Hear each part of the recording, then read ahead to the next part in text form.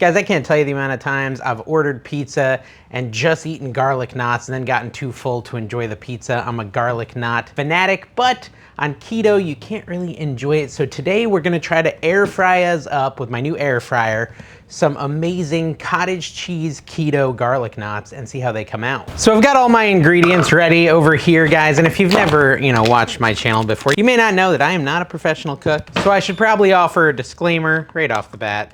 I don't claim to be.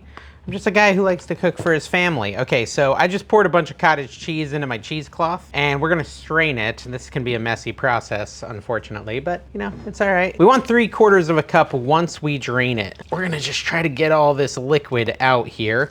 You can do it into a bowl. Because if it's too wet, it's not gonna form into the garlic knots. You'll be amazed if you've never seen this before, how well cheesecloth does at draining cottage cheese. Because inside the cottage cheese, there's those little balls. We just want to end up with those little balls basically. And we want 3/4 of a cup of strained cottage cheese. There we go. Let's see what we got here. Should be good at this point. Oh, yeah, it looks pretty good. And it could use a little more, I think, a little more straining. All right, so that looks pretty nice.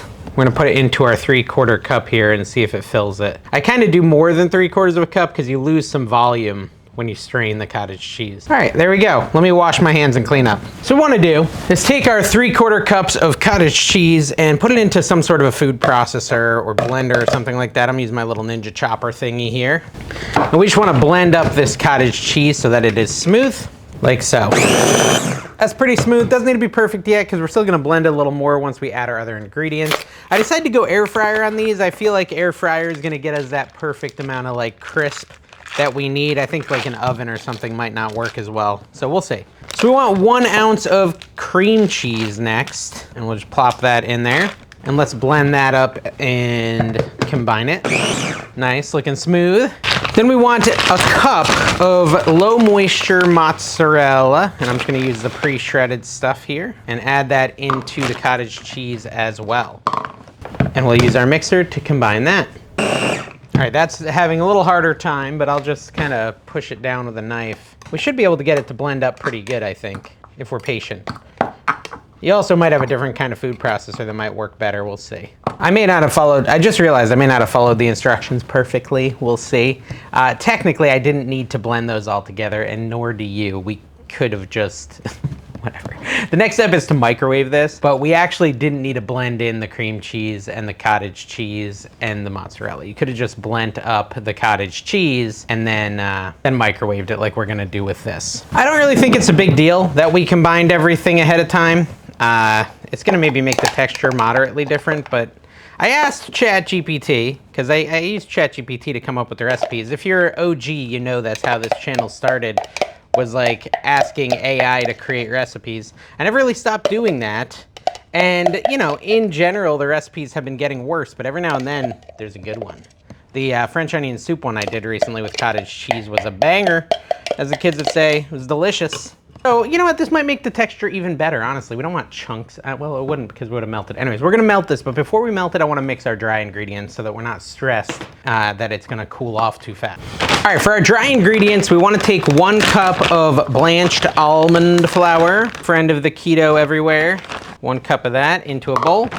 We want to add 1.5 teaspoons of baking powder. There's a half, and here's 1, so 1.5. Get it all in there. We also want 1/2 teaspoon of salt. I had some of the saltiest food last night. Whew, tell you what. And 1/2 teaspoon of garlic powder. So this is our dry, and we're just gonna mix that up so it's ready to go. And we're gonna have on standby olive oil, apple cider vinegar, and some xanthan gum. And that should be our binder to kind of bring this all together.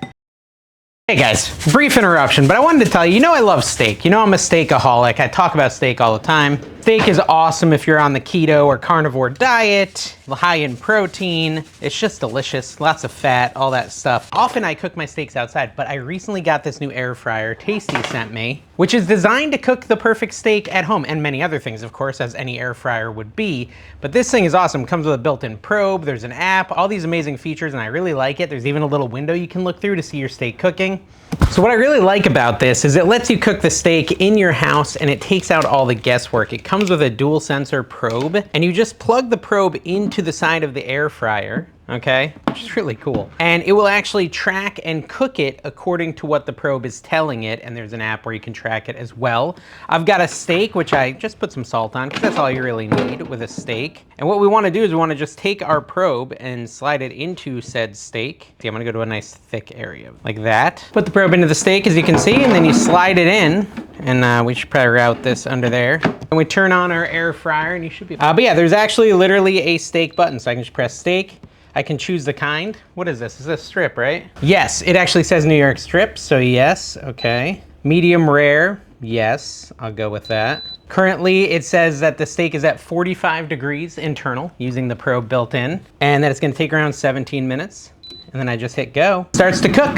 So we should get a perfect steak out of this. And if you're worried, I know there was a lot of stuff going around about forever plastics and stuff. Tasty did tell me that these are ceramic coated, PFAS free, so you don't have to worry about that with these. I do like too that you can kind of see the steak through the front window. And I do know with the smart algorithm, this is gonna start and stop and increase and decrease and do all this other crazy stuff that it needs to get the perfect steak, because it knows I want a medium rare New York strip, so that's what it's gonna give me. And it does get up to 450 degrees, which should give us a nice crispy crust as well. So let's let it cook for a little bit and we'll come back and check it out and enjoy some steak made right from the comfort of our home, sitting on our couch, just watching it on an app. I can't complain about that. It's a lot easier than setting up a propane tank. I'm excited to give it a shot. All right, so this is cool. I just got a little notification on it to flip the steak. Ooh, it's looking good already. But I did get a notification that I needed to flip it. I got it on the app, oops. On the app, and the device beeped and told me to flip it. So that's pretty cool. There we go. I like it, because it wants to get the crust on both sides. It's like, if cooking steak overwhelms you, this might be the perfect tool for you guys. Pretty cool. The app literally just said, hey, it's ready. And now we're gonna take it out of the air fryer and we're gonna see if it's ready. This tasty thing is pretty sweet. All right. Looks like a steak. Hot, hot, hot. Okay, we'll put it onto our cutting board. Oh, it's smoking. So I'm thinking we could safely do one cut down the middle just to kind of see where we're at with this. Oh, this knife's not very sharp. Here we go. Now I will say that looks like a pretty perfect medium rare to me. Looks pretty good. Yeah, look at that. Obviously some sides of the steak are a little thicker, but that looks pretty dang good. I guess I should try a slice, why not? Always love me a good steak. Look at that. The fact that that's from an air fryer is pretty impressive.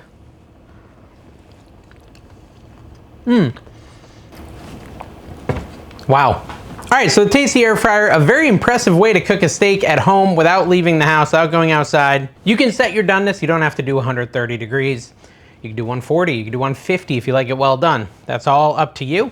I did 130 because I prefer a rare, medium rare over anything else, but I am pretty impressed that I got this out of an air fryer that quickly, that easily. And that's just barely scratching the surface of what this air fryer can do from Tasty. If you want to get one, use the link down below. It's tasty.net/cookingwithdave. Also use code Dave during checkout. You're going to save $30 on this. And this is probably the most advanced air fryer I've ever tried, so I think you'll like it. Try it out. Let me know what you think. Let's get back to the video. What we want to do is we want to take that blend up mix, and again, if you didn't blend it all and you just blended the cottage cheese, just add your mozzarella and your cream cheese and throw it in the microwave for like 30-40 seconds. All right, so this is this mixture after I take it out of the microwave. It looks like it's all melty and stuff. You might need to go like 30 seconds a couple times, but depends on your microwave, depends on how you did it. I think all the cheese is pretty melted. It's kind of hard to tell if I melted all the cheese because I blended it up, so I'm making my life a little more difficult. Hopefully this works. Let's add it into our dry base here. Add all this cheesy stuff in here. I'm gonna use this spatula to try to get it all off the sides. I'm gonna keep the spatula on standby in case I need it. I'm gonna start mixing it. It's supposed to start forming a dough, essentially. And we can also add our olive oil at this point. And we're just gonna do a tablespoon of olive oil into it. Not to overflow it here because I'm measuring right over the bowl. There we go.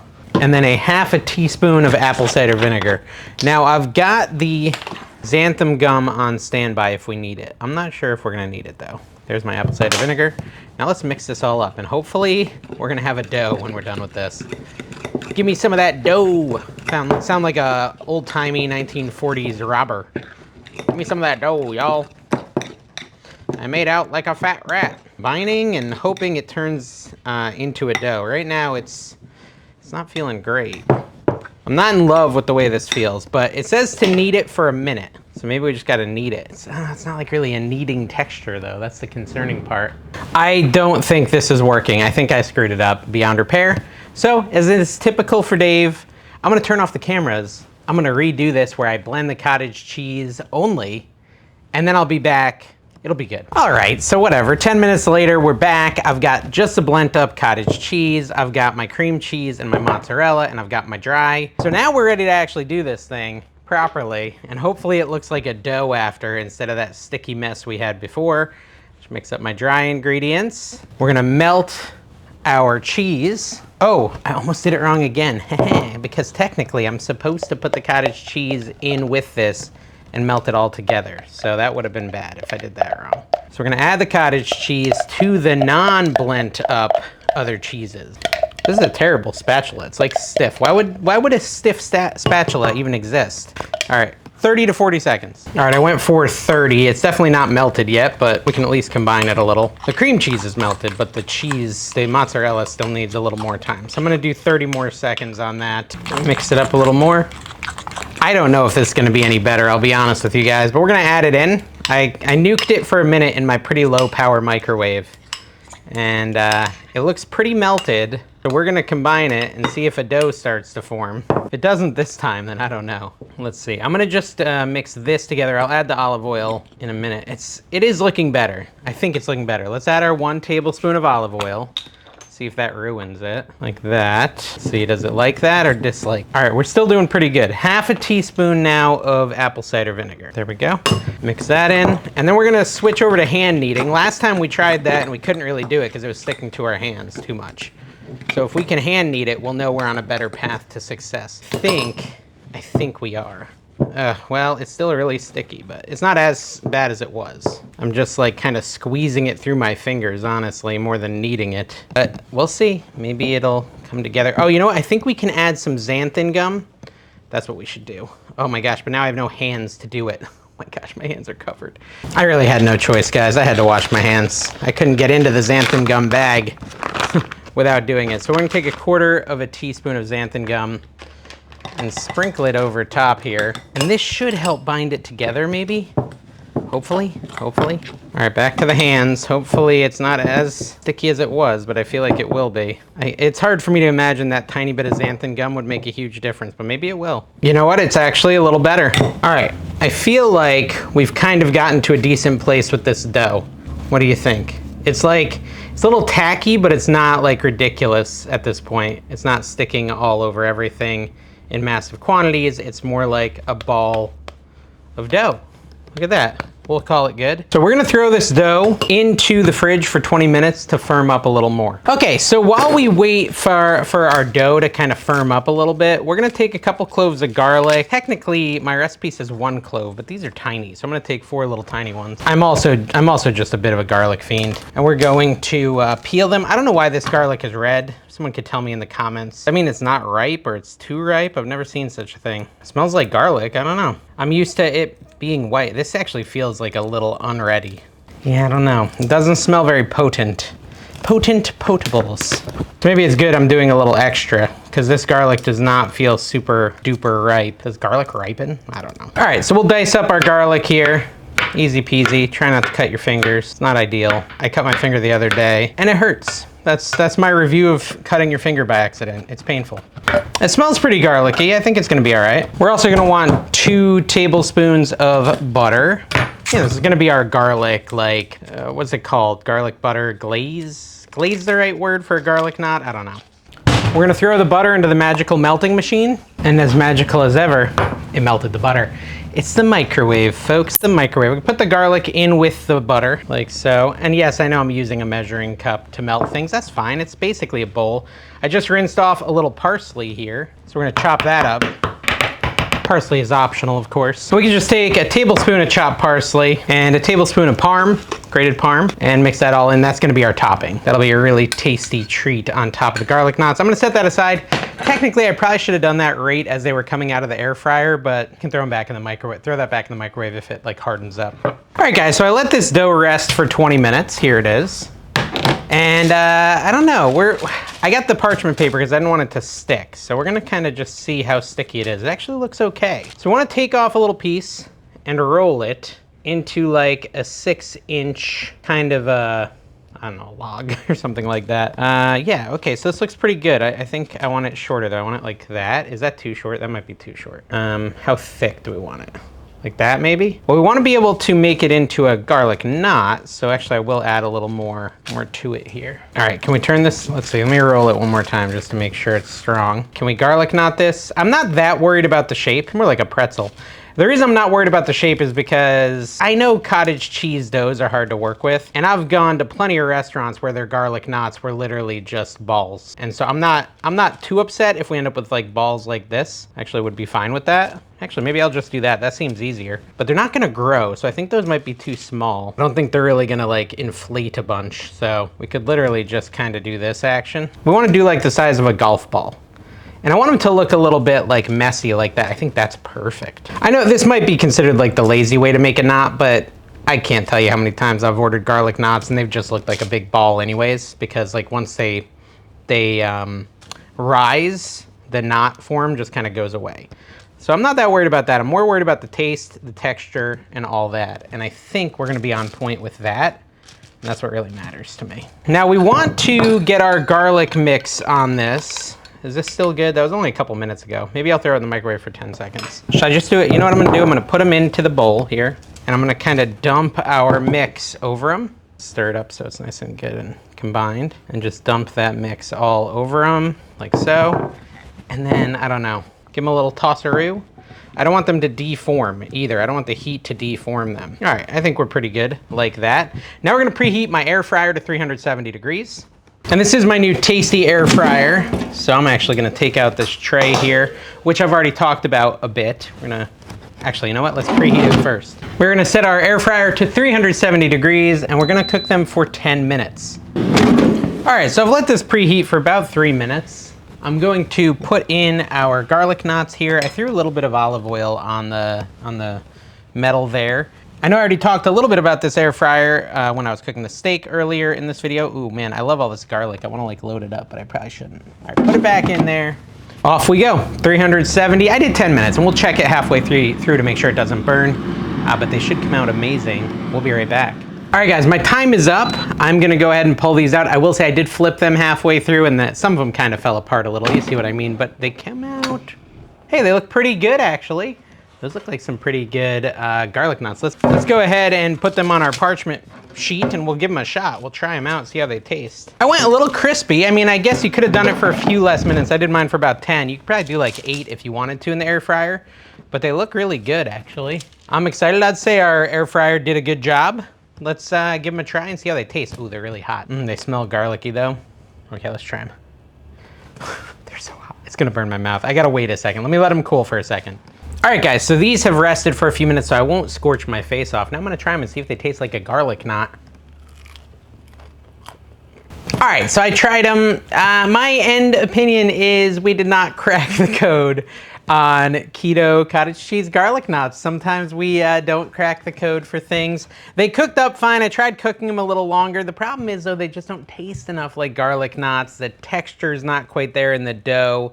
Just none of it really feels like a garlic knot. So it's a skip. There's a lot of other great recipes on this channel, guys, where I succeed, but every now and then I do fail, and this one is a bit of a fail. At least I got to try my new air fryer, and it did a great job cooking them.